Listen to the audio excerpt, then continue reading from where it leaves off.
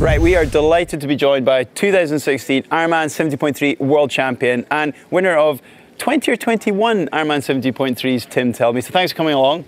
My pleasure. Yeah, now Tim has stepped up from racing Ironman 70.3 a few years ago now with lots of success, Ironman Champion as well. But what we would love to speak to Tim about is what he found unexpected about that move from short course racing through to Ironman. Yeah, I think first of all, I never like the term stepping up because they're all very different. I think whether you're racing Olympic distance, sprint or Ironman or 70.3, it's just, you just race it, train differently for it. They all hurt a lot. It's a different sort of suffering. But yeah, I'm really keen to talk about the differences I found going from Ironman 70.3 to Ironman. It was a pretty steep learning curve in terms of the pro racing. So in that specific moving up to Ironman, what springs out as your most obvious tip number one? Well, I think the most obvious thing for me was bringing in my wife and my kids and making them a part of it, because it's a massive commitment. And I had to really communicate, okay, this will be the serious build. I'm going to do 8 weeks where I'm sort of in monk mode, we call it. And is that a family term for it? Yeah, I'll be pretty exhausted, maybe a bit short with my temper, but then after it, we really plan a good holiday as a family or a break, and almost give back to make sure that I make up for the time where it's been all about me. So I think it's really important to sort of realise, get everyone on board with the commitment. Otherwise it can just become a bit of a stress for everyone. But if everyone knows there's a start point, an end point, and then the goal's ticked, or not ticked, but then you move on and do something fun as a family, I feel like it's much better accepted, and you can then probably do one next year. So it's like a risk reward. Exactly. I just think you can't just sign up for one without bringing your family on board and letting them know the process, because it can certainly wear everyone down after a while. Yeah, so there you go, have the backing of the family behind you.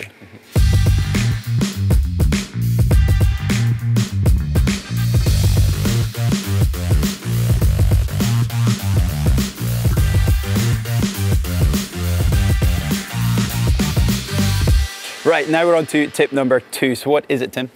Well, I think when I first started training for Ironman, I figured, well, I have to do more miles and more hours. I think we all thought that, yeah. Yeah, and so therefore I was like, well, I'll just do less recovery and train more. And that was, certainly didn't work. It's almost, you do have to do more training, but rather make your key sessions bigger and then keep your recovery the same, if not bigger than when you were doing 70.3 racing. So typically I have 2 to 3 easy days a week. Okay. And an easy day might be just an easy ride and a swim.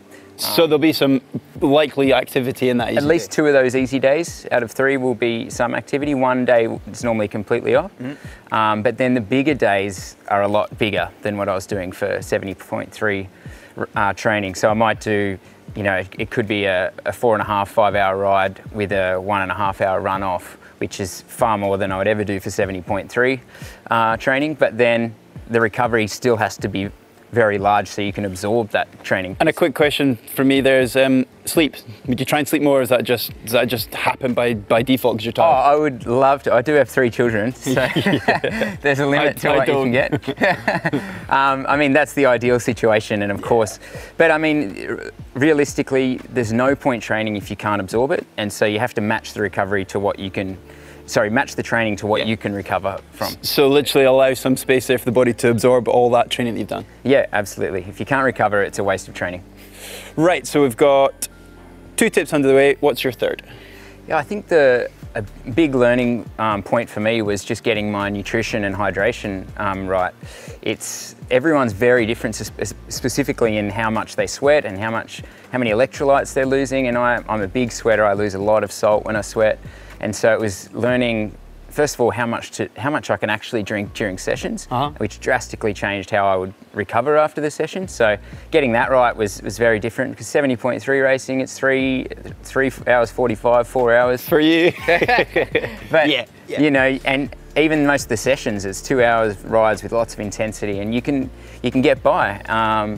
And so you can almost fudge it a little bit with the shorter differences. Even with racing, you can sort of get it wrong and hang in there and survive for 4 hours. But certainly in Ironman racing, you have to have that nutrition dialed and hydration dialed. And for me, that only came about, I mean, you can read as much as you want, but ultimately it's individual, and I think it's trial and error to get that right.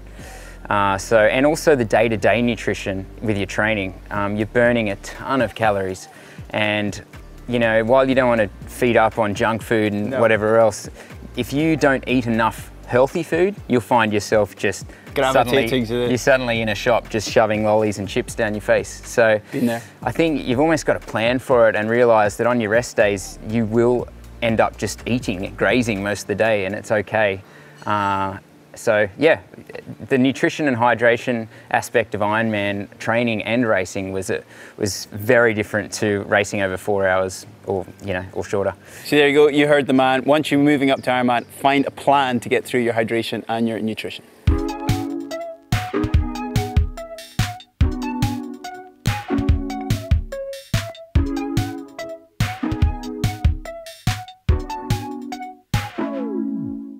Right then, so Tim's going to take us on to our final tip for moving up to Ironman. Yeah, I think the final tip I would give is if you're already fit for Olympic distance or Ironman 70.3 events, you don't need to do these 6-month Ironman builds. You see a lot of people getting caught up in that, don't you? Yeah, I mean, there's only so much the body can take, and hormonally it starts to wear you down, and the fatigue starts to catch up. I think if you're already fit, you could probably do a 6 to 8 week very specific Ironman prep. And if you're not very fit, then you can obviously do your base period to get to a reasonable level of fitness, but that doesn't have to be crazy, you know? There's going to be a little bit of craziness with an Ironman prep, you can't get away from that.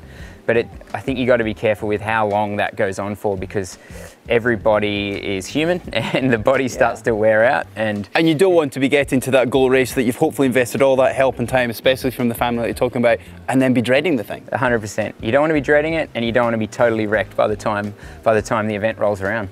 Right, hopefully you find those tips very useful and you can take them on board for your prep into your next Ironman. So hopefully you've enjoyed that video. Find that thumb up, like button, and also the globe on screen wherever it is to make sure you get all the other content that we have got on the channel. And if you want to see a video, well, Tim's got one here for you. Yeah, if you want to see a video on how to train for an Ironman, 10 hours a week of training, click here.